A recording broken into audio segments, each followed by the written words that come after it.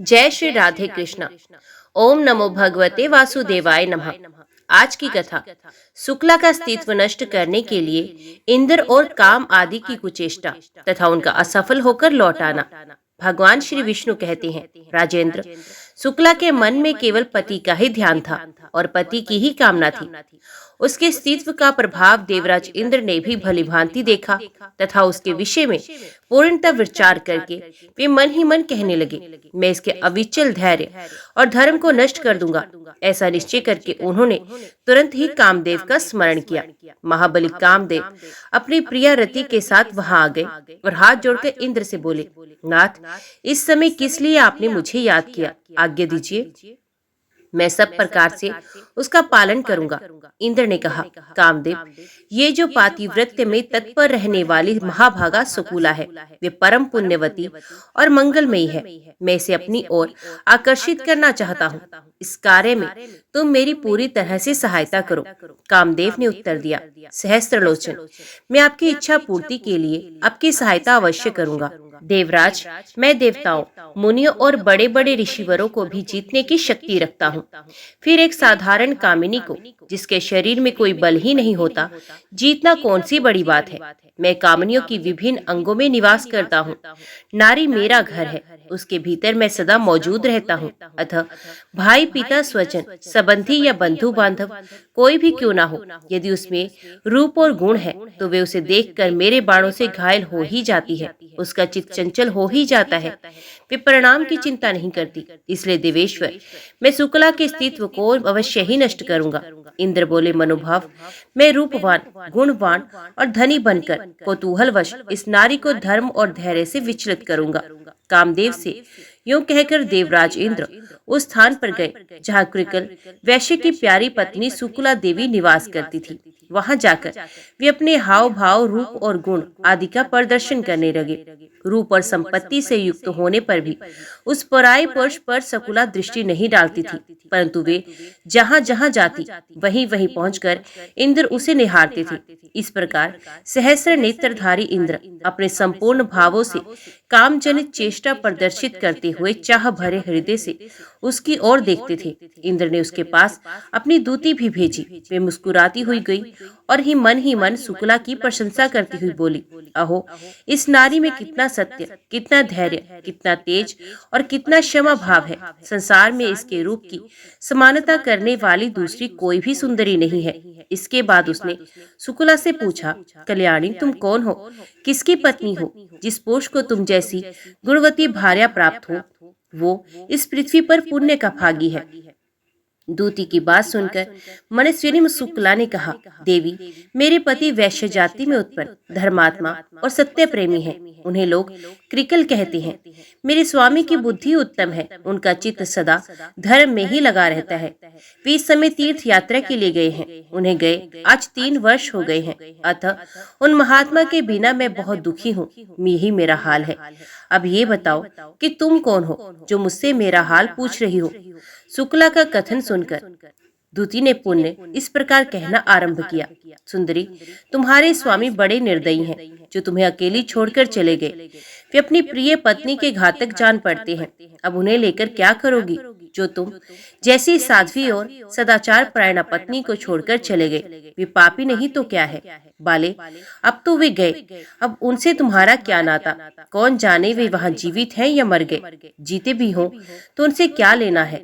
तुम व्यर्थ ही इतना खेद करती हो। तुम सोने जैसे शरीर को क्यों नष्ट करती हो? मनुष्य बचपन में खेल कूद के सिवा और किसी सुख का अनुभव नहीं करता। बुढ़ापा आने पर जब जरावस्था शरीर को जीर्ण कर देती है, तब दुख ही दुख उठाना रह जाता है। इसलिए सुंदरी, जब तक जवानी है तभी तक संसार के संपूर्ण सुख और भोग भोग लो। मनुष्य जब तक जवान रहता है तभी तक वे भोग भोगता है। सुख भोग आदि की सब सामग्रियों का इच्छा अनुसार सेवन करता है। इधर देखो, ये एक पुरुष आए हैं जो बड़े सुंदर, गुणवान, सर्वज्ञ, धनी तथा पुरुषों में श्रेष्ठ हैं। तुम्हारे ऊपर इनका बड़ा स्नेह है। ये सदा तुम्हारे हित साधन के लिए प्रयत्नशील रहते हैं। इनके शरीर में कभी बुढ़ापा नहीं आता। स्वयं तो ये सिद्ध है ही, दूसरों को भी उत्तम सिद्धि प्रदान करते हैं। उत्तम सिद्ध और सर्वज्ञों में श्रेष्ठ हैं। लोक में अपने स्वरूप से सबकी कामना पूर्ण करते हैं। शुक्ला बोली, दूती, ये शरीर मल मूत्र का खजाना है, अपवित्र है, सदा ही क्षय होता रहता है। शुभे, ये पानी के बुलबुले के समान क्षणभंगुर है, फिर इसके रूप का क्या वर्णन करती हो। 50 वर्ष की अवस्था तक ही ये देह दृढ़ रहती है, उसके बाद प्रतिदिन क्षीण होती जाती है। भला बताओ तो, मेरे शरीर में ही तुमने ऐसी क्या विशेषता देखी जो अन्यंतर नहीं है। उस पुरुष के शरीर में, मेरे शरीर में कोई भी वस्तु अधिक नहीं। जैसी तुम, जैसा वे पुरुष, वैसी ही मैं, इसमें तनिक भी संदेह नहीं। ऊंचे उठने का परिणाम पतन ही है। ये बड़े बड़े वृक्ष और पर्वत काल से पीड़ित होकर नष्ट हो जाते हैं। यही दशा संपूर्ण भूतों की है, इसमें रति भर भी संदेह नहीं। दूती आत्मा दिव्य है, वे रूपहीन है, स्थावर जंगम सभी प्राणियों में वे व्याप्त है। जैसे एक ही जल भिन्न भिन्न घड़ों में रहता है, उसी प्रकार एक ही शुद्धात्मा संपूर्ण भूतों में निवास करता है। घड़ों का नाश होने से जैसे सब जल मिलकर एक हो जाता है, उसी प्रकार आत्मा की भी एकता समझो। स्थूल, सूक्ष्म और कारण रूप त्रिविध शरीर का नाश होने पर पंचकोश के संबंध से 5 प्रकार का प्रतीत होने वाला आत्मा एक रूप हो जाता है। संसार में निवास करने वाले प्राणियों का मैंने सदा एक ही रूप देखा है, किसी में कोई अपूर्वता नहीं है। काम की खुजलाहट सब प्राणियों को होती है। उस समय स्त्री और पुरुष दोनों को इंद्रियों की उत्तेजना पैदा हो जाती है, जिससे वे दोनों प्रमत्त होकर एक दूसरे से मिलते हैं, शरीर से शरीर को रगड़ते हैं। इसी का नाम मैथुन है।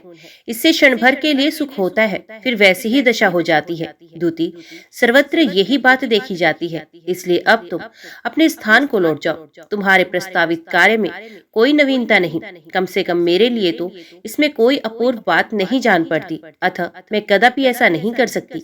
भगवान श्री विष्णु कहते हैं। शुक्ला के यूं कहने पर दूती चली गई। उसने इंद्र से उसकी कही हुई सारी बातें संक्षेप में कह दी। शुक्ला का भाषण सत्य है और धर्म से युक्त था। उसके साहस, धैर्य और ज्ञान की आलोचना करके इंद्र मन ही मन सोचने लगे, इस पृथ्वी पर दूसरी कोई स्त्री ऐसी नहीं जो इस तरह की बात कह सके। इसका वचन योग स्वरूप, निश्चयात्मक तथा ज्ञान रूपी जल से प्रक्षालित है। इसमें संदेह नहीं कि ये महाभागा शुक्ला परम पवित्र और सत्य स्वरूप है। ये समस्त त्रिलोकी को धारण करने में समर्थ है। यह विचार कर इंद्र ने कामदेव से कहा, अब मैं तुम्हारे साथ कृकल पत्नी शुक्ला को देखने चलूंगा। कामदेव को अपने बल पर बड़ा घमंड था। वे जोश में आकर इंद्र से बोला, देवराज, जहाँ वे पतिव्रता रहती है उस स्थान पर चलिए। मैं अभी चलकर उसके ज्ञान, वीर्य, बल, धैर्य, सत्य और पातिव्रत्य को नष्ट कर डालूंगा। उसकी क्या शक्ति है जो मेरे सामने टिक सके। कामदेव की बात सुनकर इंद्र ने कहा, काम, मैं जानता हूँ ये पतिव्रता तुमसे परास्त होने वाली नहीं है। ये अपने धर्म में पराक्रम से सुरक्षित है। इसका भाव बहुत सच्चा है। ये नाना प्रकार के पुण्य किया करती है। फिर भी मैं यहाँ से चलकर तुम्हारे तेज, बल और भयंकर पराक्रम को देखूंगा। ये कहकर इंद्र धनुर्धर वीर कामदेव के साथ चले। उनके साथ काम की पत्नी रति और दूती भी थी। वे परम पुण्यमयी पवित्र पतिव्रता अपने घर के द्वार पर अकेली बैठी थी और केवल पति के ध्यान में तन्मय हो रही थी। वे प्राणों को वश में करके स्वामी का चिंतन करती हुई विकल्प शून्य हो गई थी। कोई भी पुरुष उसकी स्थिति की कल्पना नहीं कर सकता था।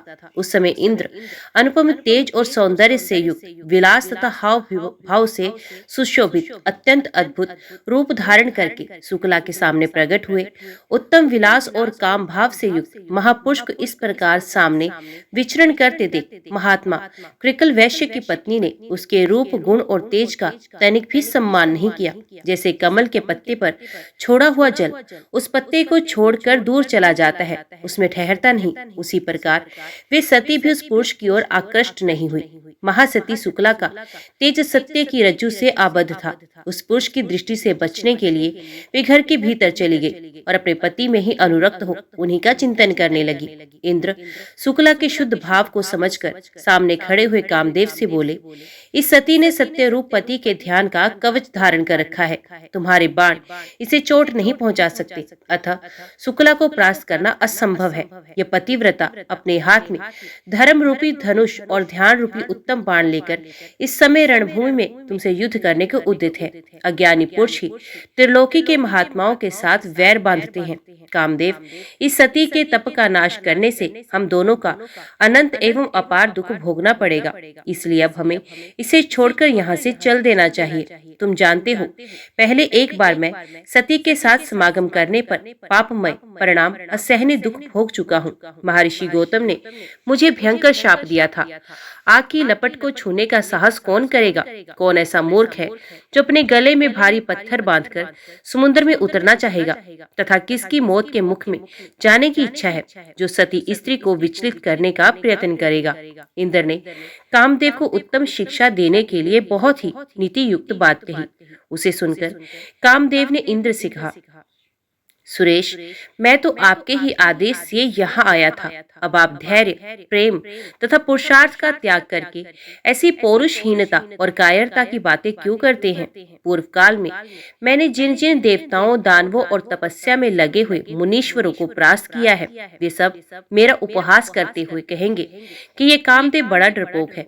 एक साधारण स्त्री ने इसको क्षण भर में परास्त कर दिया, इसलिए मैं अपने सम्मान रूपी धन की रक्षा करूंगा और आपके साथ चलकर इस सती के तेज, बल और धैर्य का नाश करूंगा। अब डरते क्यों हैं? देवराज इंद्र को इस प्रकार समझा बुझाकर कामदेव ने पुष्प युक्त धनुष और बाण हाथ में ले लिए और तथा सामने खड़ी हुई अपनी सखी क्रीड़ा से कहा, प्रिय, तुम माया रचकर वैश्य पत्नी शुक्ला के पास जाओ। वे अत्यंत पुण्यवती, सत्य में स्थित, धर्म का ज्ञान रखने वाली और गुणज्ञ है। यहाँ से जाकर तुम मेरी सहायता के लिए उत्तम से उत्तम कार्य करो। क्रीड़ा से यूं कहकर वे पास ही खड़ी हुई प्रीति को संबोधित करते हुए बोले, तुम्हें भी मेरी सहायता के लिए उत्तम कार्य करना होगा।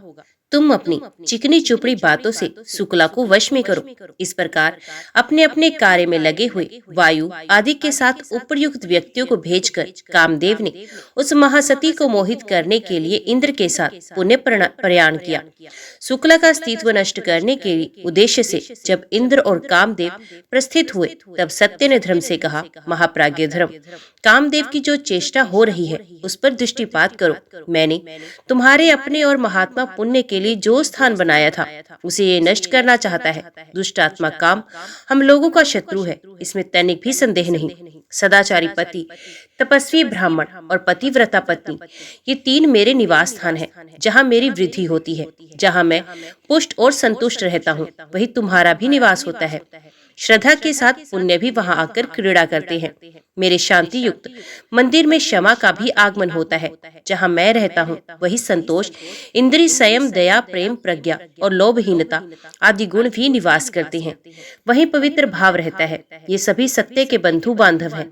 धर्म, चोरी न करना, अहिंसा, सहनशीलता और बुद्धि, ये सब मेरे ही घर में आकर धन्य होते हैं। गुरु सेवा, लक्ष्मी के साथ भगवान श्री विष्णु तथा अग्नि आदि देवता भी मेरे घर में पधारते हैं।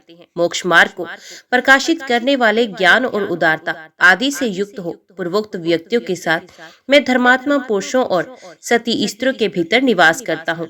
ये जितने भी साधु महात्मा है, सब मेरे ग्रह स्वरूप है। इन सबके भीतर मैं उन कुटुंबियों के साथ वास करता हूँ जो जगत के स्वामी, त्रिशूलधारी, वृषभवाहन तथा साक्षात ईश्वर हैं। वे कल्याण में भगवान शिव भी मेरे निवास स्थान है। कृकल वैश्य की प्रियतमा भार्या मंगलमय शुक्ला भी मेरा उत्तम ग्रह है, किंतु आज पापी काम इसे भी जला डालने को उद्यत हुआ है। ये बलवान इंद्र भी काम का साथ दे रहे हैं। काम की ही करतूत से अहिल्या का संग करने पर एक बार जो हानि उठानी पड़ी है, उस प्राचीन घटना का इन्हें स्मरण क्यों नहीं होता? सती के अस्तित्व का नाश करने से ही इन्हें महान दुख में पड़कर दुस्सह शाप का उपभोग करना पड़ा था। फिर भी आज कामदेव के साथ आकर ये धर्मचारिणी कृकल पत्नी शुक्ला का अपहरण करने को उतारू हुए हैं। धर्म ने कहा, मैं काम का तेज कम कर दूंगा। मैं यदि चाहूं तो उसकी मृत्यु का भी कारण उपस्थित कर सकता हूं। मैंने एक ऐसा उपाय सोच लिया है जिससे ये काम आज ही भाग खड़ा होगा। ये महाप्रज्ञा पक्षिणी का रूप धारण करके शुक्ला के घर जाए और अपने मंगलमय शब्द से उसको स्वामी को शुभ आगमन की सूचना दे। धर्म के भेजने से प्रज्ञा शुक्ला के घर में गई और वहां मंगलजनक शब्द का उच्चारण किया। शुक्ला के धूप गंध आदि के द्वारा उसका समादर और पूजन किया तथा सुयोग्य ब्राह्मण को बुलाकर पूछा, इस शकुन का क्या तात्पर्य है? मेरे पति देव कब आएंगे? ब्राह्मण ने कहा, भद्रे, ये शकुन तुम्हारे स्वामी के शुभ आगमन की सूचना दे रहा है। वे 7 दिन से पहले पहले यहाँ अवश्य आ जाएंगे, इसमें अंतर नहीं हो सकता।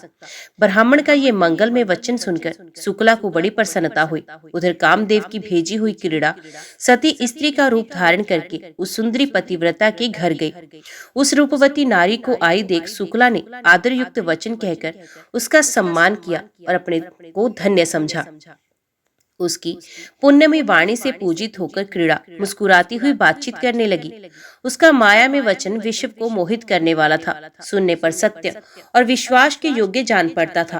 क्रीड़ा बोली, देवी, मेरे स्वामी बड़े बलवान, गुणज्ञ, धीर तथा अत्यंत पुण्यात्मा है, परंतु मुझे छोड़कर ना जाने कहाँ चले गए हैं। वे मेरे पूर्व जन्म के कर्मों का फल है जो आज इस रूप में सामने आया है। मैं कैसी मंदभागिनी हूँ। महाभागे, नारियों के लिए रूप, सौभाग्य, श्रृंगार, सुख और संपत्ति सब कुछ पति ही है, यही शास्त्रों का मत है।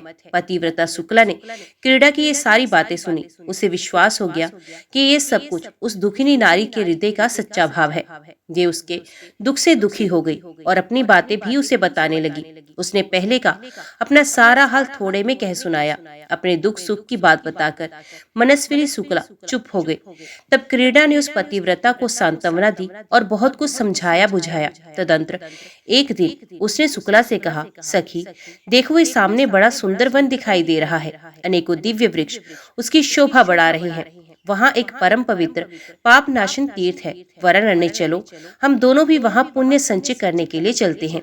ये सुनकर शुक्ला उस मायावी स्त्री के साथ वहाँ जाने को राजी हो गई। उसने वन में प्रवेश करके देखा तो उसे ऐसा प्रतीत हुआ मानो उसमें नंदन वन की शोभा उतर आई हो। सभी ऋतुओं के फूल खिले हुए थे। सैकड़ों कोकिलों के कलरव से सारा वन प्रांत गूंज रहा था। माधवी लता माधव वसंत ने उस उपवन की शोभा को सब भावों से परिपूर्ण बनाया था। शुक्ला को मोहित करने के लिए उसकी सृष्टि की गई थी। उसने क्रीड़ा के साथ सबके मन को भाने वाले उस वन में घूम घूम कर अनेकों दिव्य कौतुक देखे। इसी समय रति के साथ काम और इंद्र भी वहां आए। इंद्र संपूर्ण भोगों के अधिपति होकर भी काम क्रीड़ा के लिए व्यग्र थे। उन्होंने कामदेव को पुकार कर कहा, लो, ये शकुला आ गई, क्रीड़ा के आगे खड़ी है, इस महाभागा सती पर प्रहार करो। कामदेव बोला, सहस्र लोचन, लीला और चातुर्य से युक्त अपने दिव्य रूप को प्रकट कीजिए, जिसका आश्रय लेकर मैं इसके ऊपर अपने 5 बाणों का पृथक पृथक प्रहार करूं। त्रिशूलधारी महादेव ने मेरे रूप को पहले ही हर लिया। मेरा शरीर है ही नहीं। जब मैं किसी नारी को अपने बाणों का निशाना बनाना चाहता हूँ, उस समय पुरुष शरीर का आश्रय लेकर अपने रूप को प्रकट करता हूँ। इसी तरह पुरुष पर प्रहार करने के लिए मैं नारी देह का आश्रय लेता हूँ। पुरुष जब पहले पहल किसी सुंदरी नारी को देखकर बारंबार उसी का चिंतन करने लगता है, तब मैं चुपके से उसके भीतर घुसकर उसे उन्मत्त बना देता हूँ। स्मरण चिंतन से मेरा प्रादुर्भाव होता है, इसलिए मेरा नाम समर हो गया है। आज मैं आपके रूप का आश्रय लेकर इस नारी को अपनी इच्छा के अनुसार नचाऊंगा। यूं कहकर कामदेव इंद्र के शरीर में घुस गया और पुण्यमयी कृकल पत्नी सती शुक्ला को घायल करने के लिए हाथ में बाण ले उत्कंठा पूर्व अवसर की प्रतीक्षा करने लगा। वे उसके नेत्रों को ही लक्ष्य बनाए बैठा था। भगवान श्री विष्णु कहते हैं, राजन, क्रीड़ा की प्रेरणा से उस सुंदर वन में गई हुई वैश्य पत्नी शुक्ला ने पूछा, सखी, ये मनोरम दिव्य वन किसका है? क्रीड़ा बोली, ये स्वभाव सिद्ध दिव्य गुणों से युक्त सारा वन कामदेव का है। तुम भली भांति इसका निरीक्षण करो। दुरात्मा काम की ये चेष्टा देखकर सुंदरी शकुला ने वायु के द्वारा लाई हुई वहां की फूलों की सुगंध को नहीं ग्रहण किया। उस सती ने वहां के रसों का भी आस्वादन नहीं किया। ये देखकर कामदेव का मित्र वसंत बहुत लज्जित हुआ। तत्पश्चात कामदेव की पत्नी रति प्रीति को साथ लेकर आई और शकुला से हंसकर बोली, भद्रे, तुम्हारा कल्याण हो, मैं तुम्हारा स्वागत करती हूँ। तुम रति और प्रीति के साथ यहाँ रमण करो। शुक्ला ने कहा, जहाँ मेरे स्वामी हैं वही मैं भी हूँ। मैं सदा पति के साथ रहती हूँ। मेरा काम, मेरी प्रीति सब वही है। ये शरीर तो निराश्रय है, छाया मात्र है। ये सुनकर रति और प्रीति दोनों लज्जित हो गई तथा महाबली काम के पास जाकर बोली, महाप्राज्ञ, अब आप अपना पुरुषार्थ छोड़ दीजिए। इस नारी को जीतना कठिन है। ये महाभागा पतिव्रता सदैव अपने पति की ही कामना रखती है। कामदेव ने कहा, देवी, जब ये इंद्र के रूप को देखेगी उस समय मैं अवश्य इसे घायल करूंगा। तदंतर देवराज इंद्र परम सुंदर दिव्य वेश धारण किए रति के पीछे पीछे चले। उनकी गति में अत्यंत ललित विलास दृष्टि गोचर होता था। सब प्रकार के आभूषण उनकी शोभा बढ़ा रहे थे। दिव्य माला, दिव्य वस्त्र और दिव्य गंध से सुसज्जित हो वे पतिव्रता शुक्ला के पास आए और उससे इस प्रकार बोले, भद्रे, मैंने पहले तुम्हारे सामने दूती भेजी थी, फिर प्रीति को रवाना किया। मेरी प्रार्थना क्यों नहीं मानती? मैं स्वयं तुम्हारे पास आया हूँ, मुझे स्वीकार करो। शुक्ला बोली, मेरे स्वामी के महात्मा पुत्र सत्य धर्म आदि मेरी रक्षा कर रहे हैं। मुझे किसी का भय नहीं। अनेक शूरवीर पुरुष सर्वत्र मेरी रक्षा के लिए उदित रहते हैं। जब तक मेरे नेत्र खुले रहते हैं तब तक मैं निरंतर पति के ही कार्य में लगी रहती हूँ। आप कौन है जो मृत्यु का भी भय छोड़कर मेरे पास आए हैं? इंद्र ने कहा, तुमने अपने स्वामी के जिन शूरवीर पुत्रों की चर्चा की है उन्हें मेरे सामने प्रकट करो, मैं कैसे उन्हें देख सकूंगा? शुक्ला बोली, इंद्रिय समन संयम के विभिन्न गुणों द्वारा उत्तम धर्म सदा मेरी रक्षा करता है। वे देखो, शांति और क्षमा के साथ सत्य मेरे सामने उपस्थित है। महाबली सत्य बड़ा यशस्वी है, ये कभी मेरा त्याग नहीं करता। इस प्रकार धर्म आदि रक्षक सदा मेरी देखभाल किया करते हैं। फिर क्यों आप बलपूर्वक मुझे प्राप्त करना चाहते हैं? आप कौन हैं जो निडर होकर दूती के साथ यहाँ आए हैं? सत्य, धर्म, पुण्य और ज्ञान आदि बलवान पुत्र मेरे साथ मेरे स्वामी के सहायक हैं। वे सदा मेरी रक्षा में तत्पर रहते हैं। मैं नित्य सुरक्षित हूँ। इंद्रिय संयम और मनोनिग्रह में तत्पर रहती हूँ। साक्षात शचीपति इंद्र भी मुझे जीतने की शक्ति नहीं रखते। यदि महापराक्रमी कामदेव भी आ जाए तो मुझे कोई परवाह नहीं, क्योंकि मैं अनायास ही स्थित्व रूपी कवच से सदा सुरक्षित हूँ। मुझ पर कामदेव के बाण व्यर्थ हो जाएंगे, इसमें तनिक भी संदेह नहीं। उल्टे महाबली धर्म आदि तुम ही को मार डालेंगे। दूर हटो, भाग जाओ, मेरे सामने ना खड़े हो। यदि मना करने पर भी खड़े रहोगे तो जलकर खाक हो जाओगे।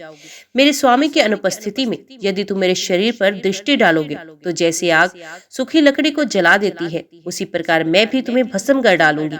शुक्ला ने जब ये कहा तब तो उस सती के भयंकर शाप के डर से व्याकुल हो सब लोग जैसे आए थे वैसे ही लौट गए। इंद्र आदि ने अपने अपने लोक की राह ली। सबके चले जाने पर पुण्यमयी पतिव्रता शुक्ला पति का ध्यान करती हुई अपने घर को लौट आई। वे घर पुण्यमय था, वहाँ सब तीर्थ निवास करते थे। संपूर्ण यज्ञों की भी वहाँ उपस्थिति थी। राजन, पति को ही देवता मानने वाली व्यसती अपने उसी घर में आकर रहने लगी। जय श्री राधे कृष्णा। ओम नमो भगवते वासुदेवाय नमः। आज की वीडियो में इतना ही। उम्मीद करती हूँ वीडियो आपको पसंद आई होगी। वीडियो पसंद आई हो तो वीडियो को लाइक और चैनल को सब्सक्राइब जरूर कीजिएगा। जय श्री हरि लिखकर कमेंट बॉक्स में अपनी हाजिरी और अपने सुझाव देना ना भूलिएगा। तो मिलते हैं अगली कथा अगले अध्याय के साथ। तब तक के लिए देखते व सुनते रहिए। जय मां कंजक, जय माता दी।